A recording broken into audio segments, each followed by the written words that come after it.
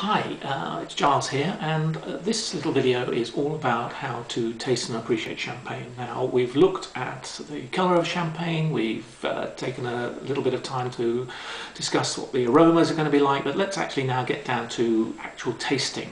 And you've probably seen people who you may or may not feel that they're sort of very expert at wine, and they go through all sorts of strange contortions of their face when they've got wine in their mouth, and you wonder what on earth's all that about, and you think, ooh, could I possibly do that? Well, the news for you really is that I think you ought to try that, because it makes a real difference, and here I'll explain exactly what that's all about. Now, have you ever had an open fire in your house, perhaps, in the grate, and you've taken the bellows to it and you've pumped the air into the fire, and you've seen those flames rush up and go very strongly, and on the other hand, if you close the air off, if you've got a wood-burning stove or something, you close the door and the flames die down.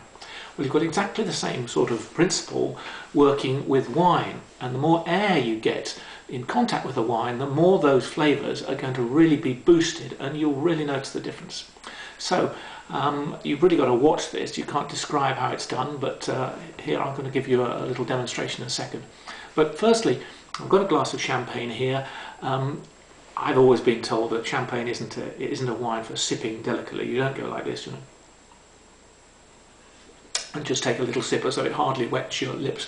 Take a good mouthful, because then you'll get the bubbles really fizzing around your tongue, and that's what champagne's all about. So don't be shy. Take a good mouthful and swill it all around your mouth. And what I'm going to do in a second is I'm going to breathe air into my mouth like this when I've got the champagne in my mouth, and that's the air coming across the champagne will really boost those aromas, those flavours rather. And then I'm going to sort of keep the champagne in my mouth for a while and move it around my mouth, because you're getting the real coating all around your mouth of those lovely flavours, and you'll really notice the difference. So here we go. This is the sort of thing you've got to do.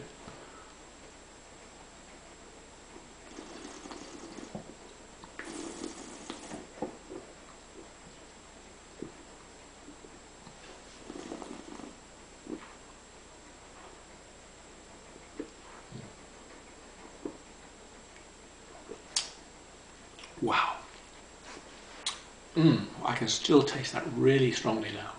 So that's what it's all about. Take your time, take a good mouthful, and really, revel in those lovely flavours in your mouth. You'll appreciate it all the more if you can get some air like that into your mouth. So don't be shy. Practice at home if you're a bit embarrassed, but it really does make a difference. So give it a go. And that's about it for now. So I hope you enjoyed that, and it'll really add to your tasting. Let's get back to the program, and we'll carry on where we left off. Thanks very much.